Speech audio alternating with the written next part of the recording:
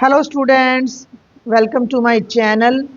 Class 12th के लिए हम चैप्टर 1 कर रहे हैं और ये चैप्टर 1 की मिसलेनियस एक्सरसाइज के एग्जांपल्स चल रहे हैं अप टू एग्जांपल नंबर 19 हम प्रीवियस वीडियो में कर चुके हैं और आज के वीडियो में हम एग्जांपल नंबर 20 और उससे आगे के एग्जांपल्स सॉल्व करेंगे। तो देखते हैं एग्जांपल 20 क्या कहता है। बेटा ये एग्जांपल 20 में देखो कि x एक सेट है जिसमें 1 2 3 4 5 6 7 8 9 है। ठीक है, 1 2 3 4 5 6 7 8 and 9। Let R1 be the relation in x given by this. ठीक है, तो ये हमारा जो R1 एक रिलेशन दे रखा है जिसमें देखो ध्यान देना कि वो एक्स वाई के पेयर आएंगे जिसमें x minus Y is divisible by 3 है। समझना बात को कि दो नंबरों को घटाएं और वो 3 से भाग हो जाए। दो नंबरों को घटाएं और वो 3 से भाग, दो को भी क्या घटाएं, पहले में से दूसरा घटाएं और 3 से। जैसे फॉर एग्जाम्पल 1 और 4 मोटा मोटा बता रही, बनाना नहीं है, बनाएंगे तो बहुत लंबा पड़ेगा। 1 में से 4 गया तो वो 3 से भाग हो जाएगा, है ना। 5 में से 2 गया, 6 में से 3 गया, 8 में से, ऐसे करके। कुल मिला के तुम्हें क्या समझना है कि मैं इसको ऐसे भी लिख सकती हूँ कि वो एक्स वाई जिसमें x माइनस वाई 3 के, एम आई राइट भाई, x और y का जो डिफरेंस है वो 3 का मल्टीपल हो।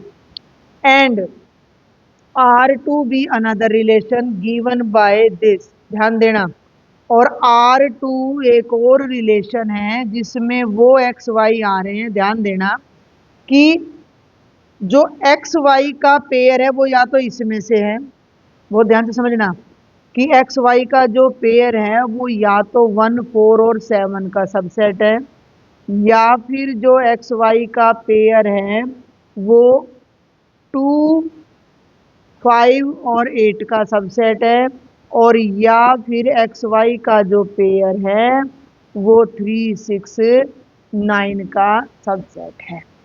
थोड़ा सा ध्यान अगर यहाँ भी दो तो ये दोनों इसमें से आ रही हैं और इनमें कितने कितने का फर्क है, यहाँ 3 का, यहाँ 3 का और यहाँ 6 का।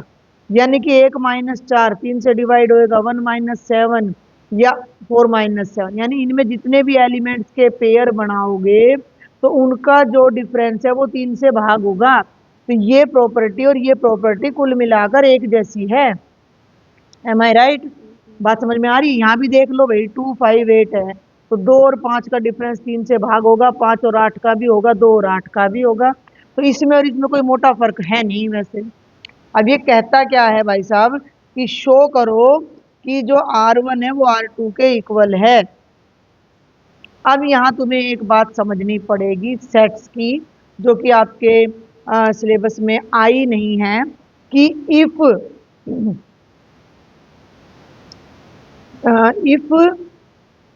A is equal to B, then this is implies and implied by A is a subset of B and B is a subset of A। इस बात को समझो ध्यान से। क्या कहता है कि अगर हमें किसी सेट A को किसी दूसरे सेट B के इक्वल दिखाना है, सुनना ध्यान से, कि अगर हमें A को B के इक्वल दिखाना है तो दो तरीके हैं भाई। A बना लो, इसमें कोमा लगा के क्या लिखते, टेबुलर फॉर्म में, और बी बना लो टेबुलर फॉर्म में, और देख लो भाई दोनों बराबर हैं। अब अगर वो काम हम यहाँ करेंगे तो बहुत ज़्यादा एलिमेंट्स आ जाएंगे और यहाँ करेंगे तो भी बहुत ज़्यादा। और प्रूफ भी आपको टेक्निकल देना चाहिए, मैथमेटिकल प्रूफ देना चाहिए, जनरल प्रूफ देना चाहिए, जनरल प्रूफ जिसको कहेंगे, है ना। पहला तरीका मैंने क्या बताया कि ए के एलिमेंट्स लिख लो, बी के एलिमेंट्स लिख लो और देख लो बराबर हैं या नहीं। दूसरा तरीका क्या है कि अगर ए बी का सबसेट हो जाए, यानी कि ए के सारे एलिमेंट्स बी में आ जाएं और बी ए का सबसेट हो जाए, यानी बी के सारे एलिमेंट्स ए में आ गए, इसका मतलब दोनों बराबर हैं। भाई ए को मैं लिख दूं 1 2 3, बी को भी मैं लिख दूं 2 1 3, दिखने में तो बराबर है। लेकिन तुम ये देखो ए बी का सबसेट है या नहीं है? है भाई, ए के सारे एलिमेंट्स बी में हैं और बी भी ए का सबसेट है, बी के सारे एलिमेंट्स ए में हैं। इसका मतलब ये दोनों आपस में क्या है, बराबर है। तो अब हम इस प्रॉपर्टी को यूज करेंगे R1 और R2 को इक्वल दिखाने के लिए। अब इसका तरीका क्या है वो भी समझ लो एक बार। इसका तरीका क्या होता है, ये चीजें आई नहीं है सिलेबस में से, काफी कुछ हट गया है। कि हम इसके लिए क्या करेंगे कि हम x कोई a का एलिमेंट लेंगे, a को b का सबसेट दिखाने के लिए क्या करोगे कि a का कोई एलिमेंट x लोगे और फिर तुम दिखा दोगे कि वो एलिमेंट b के अंदर भी है। लॉजिक समझ आ रहा है? a का कोई एलिमेंट लेंगे और उसे b में दिखा देंगे, इसका मतलब a b का सबसेट है। और इसी तरह b का कोई एलिमेंट लेंगे, मान लो x1 ले लिया कोई एलिमेंट b का, और उसी एलिमेंट को मैं a में दिखा दूं, तो इसका मतलब b किसका सबसेट हो गया, a का। ये तरीका आपको अब यूज करना पड़ेगा। हमें प्रूव क्या करना है, हमें बच्चे प्रूव करना है कि R1 सेट R2 के इक्वल है। तो मैं दिखाऊंगी कि R1 R2 का सबसेट है और R2 R1 का। तो पहला केस ले लेते हैं कि लेट, वही तरीका, ये माइंड में रखना था, ये सारा काम माइंड में रखना था क्योंकि तुम पहली बार कर रहे हो, इसलिए मैंने तुम्हें ये लिख के दिखा दिया। जब तुम नोटबुक में करोगे तो तुम्हें ये कुछ भी करके दिखाने की जरूरत नहीं है, तुम यहाँ से डायरेक्ट R1 का एक एलिमेंट लोगे। अब R1 के एलिमेंट में पेयर हैं x और y का, तो तुम लोगे कि मान लिया कि x कोमा वाई R1 को बिलोंग कर रहा है। ध्यान से सुनिए मेरी बात कि ये पेयर R1 को बिलोंग कर रहा है और ये पेयर अब तुमने R2 में लेके जाना है, ऐसे थोड़े चल जाएगा। जब ये R1 को बिलोंग कर रहा है तो R1 की प्रॉपर्टी को सेटिस्फाई करेगा, लेकिन अब तुम्हें ये दिखाना है कि ये R2 की प्रॉपर्टी को भी सेटिस्फाई कर रहा है। क्लियर है? पहले तो वो वाली बात आ गई कि भाई लिखना है कि नहीं। अब एक्स वाई R1 को बिलोंग कर रहा है तो इसका क्या मतलब है वो एक्सपेंड कर दो। जब एक्स वाई R1 को बिलोंग कर रहा है तो इसका मतलब क्या है कि x minus Y is divisible by 3, या मैं इसे लिख सकती हूँ कि x minus Y is equal to 3k। अब अगर तुम बहुत ध्यान से R1 के R2 के एलिमेंट्स को देखो तो उनका सबका डिफरेंस भी 3 का मल्टीपल है। क्लियर है? समझ में आ रही बात? तो इस बात को तुम डायरेक्ट लिख सकते हो कि ऑब्वियसली जब दो नंबरों का डिफरेंस 3 से डिवाइड हो रहा है तो वो नंबर, और इनमें से हैं, किनमें से हैं, इनमें से हैं, इनमें से वो नंबर छांटने हैं जिनका डिफरेंस 3 से डिवाइड हो रहा है, तो वो नंबर ऑब्वियसली या तो 1 4 7 में से होंगे, भाई 1 का 4 से, 1 का 7 से, या 4 का 7 से, या वो 2 5 8 में होंगे, या 3 6 और 9 में होंगे। ये कहानी समझ आ रही है?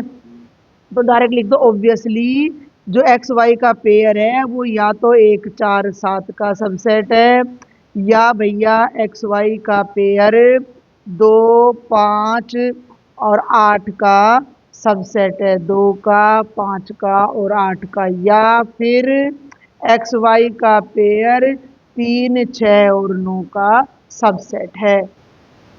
तो यहाँ से अब थोड़ा सा दिमाग ये लगाना है, थोड़ा देखो हाईलाइट करें कि हमने यहाँ लिया कि एक्स वाई R1 को बिलोंग कर रहा है, तो x माइनस वाई डिवाइड हो गया, यानी 3 की टेबल में आ गया। अब जब दो नंबरों का डिफरेंस 3 की टेबल में आ रहा है और वो नंबर हमारे दिए गए x सेट में से हैं, तो वो या तो ये 3 नंबर में से 2 होंगे, या इन 3 में से 2 होंगे, या इन 3 में से 2 होंगे। और जो नंबर इस टाइप के हैं वो तो R2 को बिलोंग कर रहे हैं, क्योंकि R2 को तो वही नंबर बिलोंग कर रहे हैं जो इस टाइप के हैं। समझ में आ रही है मेरी बात? तो इसका मतलब जो अगर एक्स वाई इस कंडीशन को पूरा कर रहा है, मतलब एक्स वाई को यहाँ से लेके चले और यहाँ पहुंच गया, तो यहाँ मैं डायरेक्ट लिख सकती हूँ भैया कि एक्स कोमा वाई किसको बिलोंग कर रहा है, R2 को। अब यहाँ से लिख दो कि 1 और 2 से, फ्रॉम इक्वेशन नंबर 1 एंड 2, जो R1 है वो सबसेट हो गया R2 का। Is it okay? R1 subset हो गया R2 का। क्लियर है? अब इसका उल्टा ले लो कि let x comma Y belongs to R2। अब अगर x कोमा वाई R2 को बिलोंग कर रहा है तो बिल्कुल यही चीज हम यहाँ पर ले आएंगे कि ये मैंने इसको यहाँ यूं का यूं पेस्ट कर दिया है कि देखो सुनो, हमने मान लिया कि जो एक्स वाई है वो R2 को बिलोंग कर रहा है। अब अगर एक्स वाई का पेयर R2 में है तो वो तीनों दोनों एक्स वाई या तो इसमें से होंगे या इसमें से होंगे या इसमें से होंगे। इनमें भी 3 का गैप है, इनमें भी 3 का गैप है और इनमें भी 3 का गैप है। तो मैं आंख बंद करके ये लिख सकती हूँ कि भैया जो x माइनस वाई है वो 3 से भाग हो रहा है, इज डिविजिबल बाय 3। या मैं ऐसे लिख सकती हूँ कि भैया x माइनस वाई बराबर है 3 के, और इसका मतलब मैं कह सकती हूँ कि एक्स वाई का पेयर R1 को बिलोंग कर रहा है। इसको हाईलाइट कर लो भाई, पहले मैं यहाँ से लेके चली और मैं यहाँ पे पहुंच गई, क्लियर है, यहाँ पर पहुंच गई। इसको अगर मैं नाम दे दूं इक्वेशन नंबर 4 और इसको मैं नाम दे दूं इक्वेशन नंबर 5, तो फ्रॉम फोर्थ एंड फिफ्थ क्या आ जाएगा कि R2 is the subset of R1। ये हो गई इक्वेशन नंबर 6। अब थर्ड और सिक्स्थ से फ्रॉम इक्वेशन नंबर 3 एंड 6 क्या आ जाएगा, R1 R2 के इक्वल है। तो थोड़े से ये क्वेश्चन मज़ेदार से हैं, बड़ा इनमें दिमाग लगता है। लॉजिक्स जो जितनी भी थ्योरी, जितनी भी थ्योरम, सब कुछ हमने पढ़ा वो सब यहाँ आ जाता है। ठीक है, आगे आ जाओ एग्जाम्पल नंबर 21 पे ध्यान देना कि f एक फंक्शन है x से y पे। f एक फंक्शन है x से y पे, एक्स वाई क्या है हमें नहीं पता। Define a relation R in X given by, relation क्या है कि रिलेशन में ए और बी के वो पेयर आ रहे हैं जिनमें एफ ए एफ बी के बराबर है। एफ ए एफ बी के बराबर होने का मतलब ए की इमेज और बी की इमेज बराबर है। तो चेक करो कि ये वाला रिलेशन एग्जामिन, एग्जामिन का मतलब हो भी सकता है और नहीं भी कि ये इक्विवेलेंस है या नहीं है। तो इसको डायरेक्ट बहुत आसान सा है ये तो। पहली चीज ले लो रिफ्लेक्सिव, चेक करते हैं कि ये रिलेशन रिफ्लेक्सिव है या नहीं है। ये रिलेशन एक्स पे चल रहा है, ये ध्यान देना कि ए एक्स का एलिमेंट है। तो हमने मान लिया कि ए एक्स का एलिमेंट है, तो क्लियरली कोई भी फंक्शन क्यों ना हो, एक एलिमेंट की इमेज तो एफ ए के बराबर आएगा। ये एक्सप्लेन जरूर करना है, समझ रही है मेरी बात, कि एफ ए तो एफ ए के बराबर आएगा ऑब्वियसली। क्लियरली की जगह टेक्निकल भाषा तो यही होती है भाई, बिल्कुल जो लिखेंगे कि ऑब्वियसली एफ ए ने एफ ए के बराबर होना है। जब एफ ए के बराबर हो गया तो ए का पेयर ए से रिलेटेड हो गया, यानी ए को ए से रिलेटेड हो गया, तो ए आर को बिलोंग कर गया, और बिलोंग कर गया तो जो रिलेशन है वो हमारा क्या हो गया, रिफ्लेक्सिव हो गया। अब आ जाओ भैया सिमेट्रिक पे। सिमेट्रिक पे हमने मान लिया कि ए और बी कोई ऐसे दो एलिमेंट्स हैं जो एक्स को बिलोंग कर रहे हैं, और इस तरह बिलोंग कर रहे हैं कि एफ अरे अरे एक मिनट, इस तरह से है कि ए और बी का पेयर आर को बिलोंग कर रहा है। हमें पहले से पता है कि ए बी से रिलेटेड है। अगर ए बी से रिलेटेड है उसका मतलब है कि एफ ए एफ बी के बराबर है। मुझे क्या दिखाना है, मुझे दिखाना है कि बी ए से रिलेटेड होना चाहिए, यानी एफ बी एफ ए के बराबर। तो इसको उल्टा सुल्टा कर दो, ठीक है भाई। अगर मैं ऐसे लिख दूं कि एफ बी एफ ए के बराबर है तो उसमें क्या दिक्कत है, कुछ नहीं, ठीक है। और इसका मतलब क्या हो गया कि बी कोमा ए आर को बिलोंग कर गया for all A B belonging to X, और जो रिलेशन है वो हमारा क्या हो गया, सिमेट्रिक हो गया। और इसी तरीके से ये ट्रांजिटिव आ जाएगा कि हमने मान लिया कि लेट ए बी सी, ये तीनों एक्स को इस तरह बिलोंग कर रहे हैं कि ए बी से रिलेटेड है और बी सी से रिलेटेड है। ए बी आर को बिलोंग कर रहा है, इसका मतलब ए बी से रिलेटेड है। इसका मतलब एफ ए एफ बी के बराबर है और एफ बी एफ सी के बराबर है। हो गया, जब ये इसके बराबर और ये इसके, तो एफ ए एफ सी के बराबर हो गया। इसका मतलब एफ ए एफ सी के बराबर हो गया। इसका मतलब ए सी जो है वो आर को बिलोंग कर गया for all A B C belonging to X, और इसका मतलब जो रिलेशन है वो ट्रांजिटिव भी हो गया। और हम लिख सकते हैं कि hence R is an equivalence relation. Simple, ये कोई ज़्यादा मुश्किल नहीं था। अब आ जाओ एग्जाम्पल नंबर 22 पे। Find the number of all one functions from A to itself. देखो ए हो गया 1 2 3 और एफ एक फंक्शन हो गया ए से ए पे। तुम्हें ये बताना है कि ए से ए पे कितने वन फंक्शन। बनाने को तो आप इसको बना भी सकते हो, पर इसको एक टेक्निकल तरीके से समझना है। 1 2 3 तो 1 1 2 2 3 3। एक, सुनना मेरी बात ध्यान से, 1 2 3 1 2 3, 1 का 1 से, 2 का 3 से और 3 का 2 से, दो, ठीक है। और 1 2 3 1 2 3, 2 का 2 से फिक्स कर दो, 1 का 3 से और 3 का 1 से। और 1 2 3 1 2 3, 3 का 3 से, 2 का 1 से और 1 का 2 से, कितने हो गए ये? 4 हो गए। अब 1 2 3 1 2 3, अब क्या रह गया हमारा? 3 का 2 से कर दिया हमने, नहीं किया ना। 3 का 2 से, 2 का 1 से और 1 का 3 से, ये हो गए 5।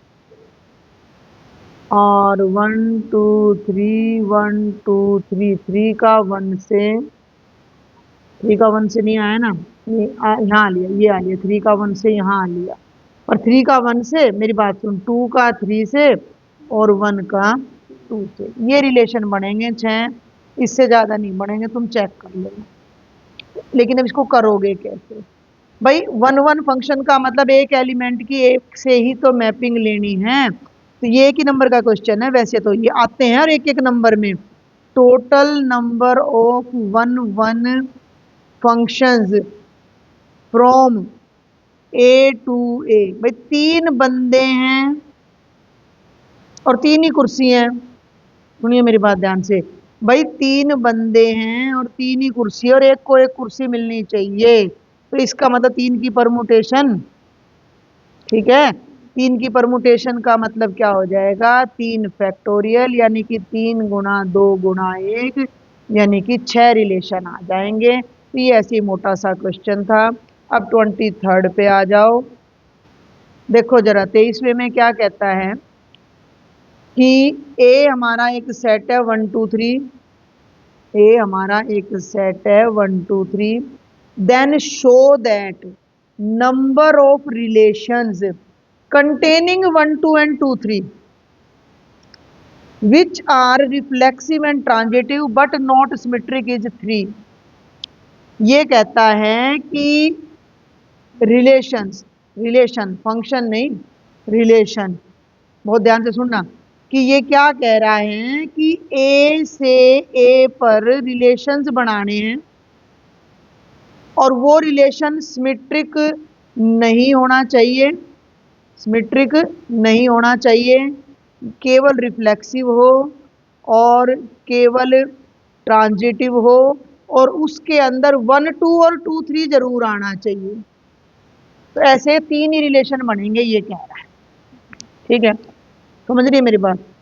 पहला रिलेशन देखो R1, देखो 1 2 और 2 3 तो इसने बाय डिफॉल्ट दे रखे हैं, इनको तो तुम हटा ही नहीं सकते। अब मुझे रिलेशन रिफ्लेक्सिव चाहिए, तो रिफ्लेक्सिव के लिए 1 1 2 2 और भाई साहब 3 3 तो जरूर डालने पड़ेंगे। तो ये रिफ्लेक्सिव तो हो गया। अब चेक करो ट्रांजिटिव है या नहीं है। तो वैसे नहीं चेक करना, 1 2 2 3 तो 1 3 नहीं है इसमें। तो इसके अंदर मुझे इसको ट्रांजिटिव करने के लिए क्या डालना पड़ेगा? 1 3 भी डालना पड़ेगा, ठीक है। क्या डालना पड़ेगा? 1 3 भी डालना पड़ेगा। तो ये एक जो रिलेशन आया, इसको ध्यान से देखो, तो ये रिफ्लेक्सिव तो बन ही गया, और ट्रांजिटिव में 1 2 था, 2 3 था, 1 3 होना जरूरी था, तो 1 3 डाल दिया। और 3 2 था, और 3 2 नहीं, 3 2 तो है नहीं, सॉरी मैं उल्टा ले रही हूँ, बिल्कुल ठीक चला। 2 2 है और 2 3 है, तो 2 3 भी इसमें आ गया। 1 1 है और 1 2 है और 1 2 भी आ गया। तो ये हो गया रिफ्लेक्सिव एंड ट्रांजिटिव। तो हम यहाँ लिख सकते हैं कि R1 is reflexive and transitive. ये एक रिलेशन हो गया। अब दूसरा बनाओ।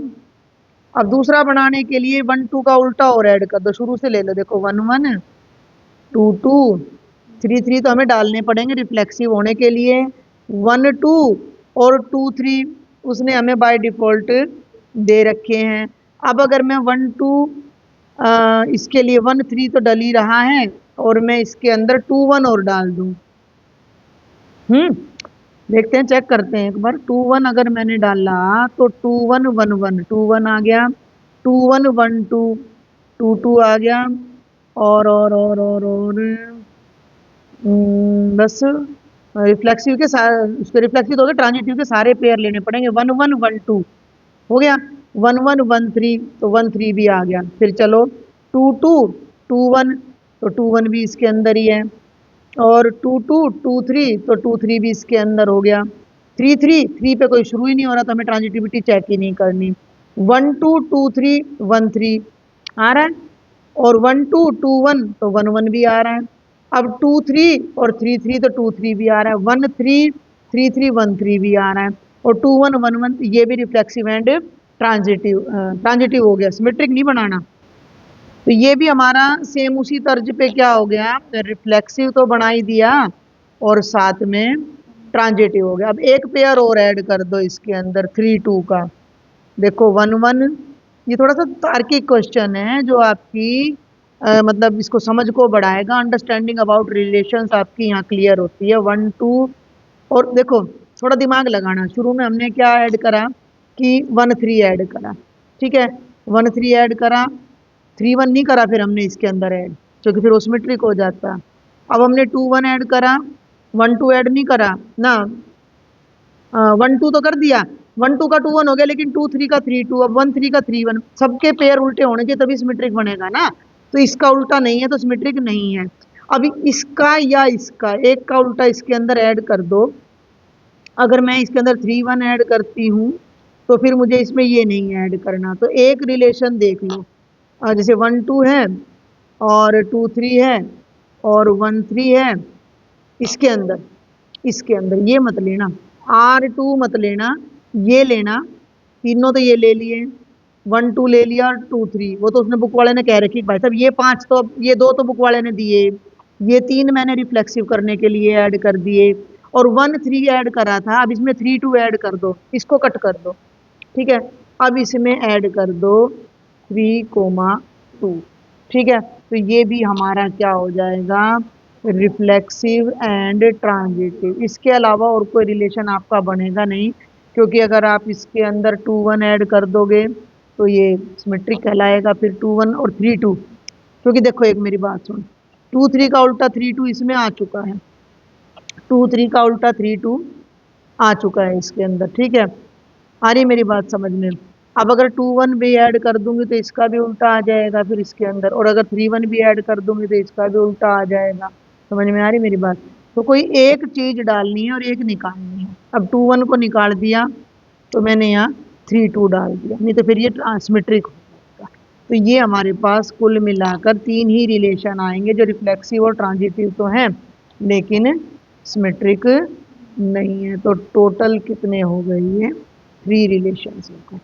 तो ये थोड़ा सा अंडरस्टैंडिंग का क्वेश्चन था। क्वेश्चन नंबर 24 भी कुछ ऐसा ही है। Show that number of equivalence relations कितने हैं। इक्विवेलेंस मतलब रिफ्लेक्सिव भी, सिमेट्रिक भी और ट्रांजिटिव भी। अब सुनो मेरी बात, 1 2 और 2 1 तो उसने कहा है डाल दो, समझ गई ना कहानी को।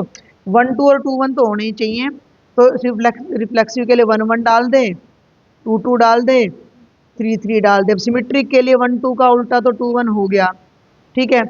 1 2 का उल्टा ये तो हो ही गया मेरे ख्याल से, ये तो अपने आप में हो नहीं गया, रिफ्लेक्सिव हो गया। सिमेट्रिक के लिए 1 2 का उल्टा 2 1 आ गया। ट्रांजिटिव और चेक कर ले, 1 2 2 1 1 1 आ गया, 2 1 1 1 2 1 भी आ गया, और 1 2 2 2 तो 1 2 भी आ गया, और 1 1 1 2 तो 1 2 भी आ गया। तो ये मेरे हिसाब से रिफ्लेक्सिव, सिमेट्रिक, ट्रांजिटिव हो गया आपके। तो ये एक तो अपने आप में, अरे एक मिनट, ये एक तो यही हो गया अपने आप में, इक्विवेलेंस हो गया। अब मेरे पास बच गए 4 पेयर, 3 2 2 3 और 1 3 और 3 1। अब ये चारों मेरे हिसाब से ऐड हो जाने चाहिए। अब नए रिलेशन में ये चारों ऐड हो जाने चाहिए, जो कि यूनिवर्सल रिलेशन बन जाएगा। इसके अलावा और कुछ नहीं बनेगा, क्योंकि अगर 1 3 डाल दे, देख मेरी बात सुनो, 1 1 हो गया, 2 2 हो गया, 3 3 हो गया, ये दोनों तो डल ही रहे थे। 1 2 मतलब कोई रिलेशन डालोगे तो उसका उल्टा भी डालना पड़ेगा, 1 2 और 2 1 हो गया। अब अगर मैं 1 3 डाल रही हूँ तो मुझे सिमेट्रिक के लिए 3 1 भी डालना पड़ेगा, समझ रही है मेरी बात। और अगर मैं 2 3 डाल रही हूँ तो मुझे सिमेट्रिक के लिए 3 2 भी डालना पड़ेगा। ठीक है भाई, एक मिनट, क्योंकि बुक वाला ये दो एलिमेंट्स हमें ऑलरेडी प्रोवाइड कर रहा है, तो उसकी वजह से सिर्फ सिमेट्रिक उसके लिए, रिफ्लेक्सिव के लिए ये तीनों ऐड करते ही इक्विवेलेंस बन गया। अगर अब इसके अलावा मैं अगर 1 3 भी डाल देती हूँ तो मुझे सिमेट्रिक के लिए 3 1 डालना पड़ेगा। और ट्रांजिटिव के लिए अब देख, ट्रांजिटिव के लिए जब 3 1 डलेगा, ये 1 3 1 और 1 2, ये देख 3 1 और 1 2 डलेगा तो 3 2 डलेगा, 3 2 डलेगा तो फिर 2 3। तो ये केवल दो ही पॉसिबल रिलेशन होंगे जो कि हमारे इक्वी वैलेंस होंगे। ठीक है, दो एग्जांपल्स और रह गए, उन्हें देखते हैं। देखो भाई, अब क्वेश्चन नंबर 25, कोई डाउट हो तो मुझे बता देना इनमें। Consider the identity function I N from N to N, यानी कि नेचुरल नंबर से नेचुरल नंबर पे एक फंक्शन है जिसका नाम आई एन रख दिया, और एक्स की इमेज एक्स है, यानी 1 की इमेज 1 है, 2 की 2, 3 की 3, 4 की 4। Show that although I N is onto, but I N plus I N, I N plus I N का मतलब दोनों के एलिमेंट्स को जोड़ना है। सिंपल सी बात है। फंक्शन की प्रॉपर्टी क्या कहती है कि आई एन एक्स में आई एन एक्स जोड़ दिया। देखिए एक सिंपल सी बात, 1 पे ले लेते हैं, मान लो इसको 1 पे ले लेते हैं। तो 1 का क्या मतलब है कि I N 1 plus I N 1, I N 1 की इमेज 1 और 1 कितनी आ गई 2। तो इस फंक्शन के अंडर 1 की इमेज 2 आएगी, 2 की 4 आएगी, 3 की 6 आएगी, यानी कि वो ये बन गया। इसने खुद भी कह दिया कि ये 2x बन गया हमारा। ठीक है ना। हाँ, यहाँ से मैं बल्कि इसको मिटा के यहाँ लिख ही देती हूँ, ये बन गया x प्लस एक्स यानी 2x। तो ये कह रहा है कि शो करो कि ये ऑन टू नहीं है। अरे बिल्कुल सिंपल सा है, ये तो हम ये पीछे भी कर चुके हैं। अगर ये इसका हम डोमेन यहाँ बना लें 1 2 3 4 2 4, एक मिनट जल्दी करती हूँ मैंने, 1 2 3 4, तो 1 की इमेज 2, 2 की 4, 3 की 6। साफ दिखाई दे रहा है कि जो कोडोमेन है, हम एक सिंपल भाषा में लिख सकते हैं कि जो रेंज है, हम सिंपल भाषा में लिख सकते हैं कि range of I N plus I N is 2x। 2x का मतलब हम इसको कह सकते हैं सेट ऑफ इवन नंबर्स, और वो n का सबसेट है। एक बहुत मोटी सी भाषा मैंने बताई थी कि अगर फंक्शन ऑन टू है तो जो रेंज है वो कोडोमेन के बराबर होनी चाहिए। रेंज जो है वो इक्वल होनी चाहिए कोडोमेन के। अगर रेंज कोडोमेन के इक्वल नहीं है, उसका सबसेट है, तो फंक्शन इनटू होता है। अगर रेंज सबसेट है कोडोमेन का। इसने कैसे किया है, we find an element 3 in codomain की उसके लिए कोई प्री इमेज नहीं है। तो सिंपल सी बात है, मैंने भी इसको बिल्कुल सिंपल लैंग्वेज में तुम्हें बता दिया है। And come to the last question of miscellaneous exercise. Consider a function F. F को ध्यान देना है कि 0 to 90 तो डोमेन है, और जो रेंज है वो आर पे जा रही है, और फंक्शन क्या है साइन एक्स। एफ एक्स क्या है, साइन एक्स है। साइन एक्स का मतलब भाई इसमें से कोई एंगल उठाएंगे, मान लो 0 उठाया तो एफ 0 का मतलब हो गया साइन 0। इसमें से 10 डिग्री उठाया, एफ 10 का मतलब हो गया साइन 10, एंड सो। और जी एक फंक्शन है, और जी एक फंक्शन है 0 to π/2 से आर तक, और वो है हमारा cos x। तो एफ और जी 1 1 है, लेकिन एफ प्लस जी 1 1 नहीं होगा। बहुत सिंपल सी बात है 1 1 दिखाने के लिए। फॉर एफ हमने मान लिया कि x1 और x2 बिलोंग कर रहे हैं 0 टू π/2 को, ठीक है, 0 टू π/2 को, और हमने मान लिया कि x1 x2 के बराबर नहीं है। तो अगर x1 x2 के बराबर नहीं है तो साइन x1 भी साइन x2 के बराबर नहीं होगा, ठीक है, क्लियर है। इसको तुम उल्टा भी कर सकते थे कि मान लिया कि साइन x1 साइन x2 के बराबर है तो x1 x2 के बराबर आएगा, क्योंकि हमारा जो ये प्रिंसिपल ब्रांच है, ये हमारी अभी ये प्रिंसिपल ब्रांच तुम्हारे में आई नहीं है, सेकंड चैप्टर में आएगी, इसलिए मैंने इसको उल्टा बताया है। और सिमिलरली जी के लिए भी हमने मान लिया कि अगर x1 x2 बराबर नहीं है, एंगल बराबर नहीं है, तो कोस x1 भी कोस x2 के बराबर नहीं होगा। तो f एंड g आर 1 1। लेकिन अब ये क्या कह रहा है कि f प्लस जी 1 1 नहीं है, f प्लस जी बना लो पहले तो।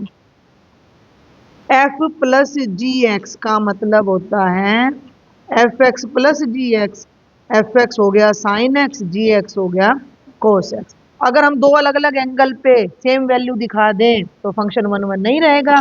तो एफ प्लस जी की 0 पे वैल्यू ले लो, देखो तो ये हो जाएगा साइन 0 जमा कोस 0, यानी 0 जमा 1 1 आ गया। और f प्लस जी की वैल्यू 90 पे देखोगे तो साइन 90 प्लस कोस 90, 1 जमा 0 यानी 1 आ गया। भाई एंगल अलग अलग थे लेकिन दोनों पर जो वैल्यू है वो इक्वल आ गई, तो इसका मतलब है कि f प्लस जी इज नॉट 1 1। तो भाई ये थी कंप्लीट मिसलिनियस एक्सरसाइज, उसके सारे एग्जाम्पल्स। एक्सरसाइज को हम नेक्स्ट वीडियो में लेके चलेंगे। कोई भी डाउट हो तो आप मुझे ज़रूर शेयर करें, और अपना चैनल सब्सक्राइब नहीं किया तो वो भी ज़रूर सब्सक्राइब कर लें। मिलते हैं किसी नेक्स्ट वीडियो में। Thank you.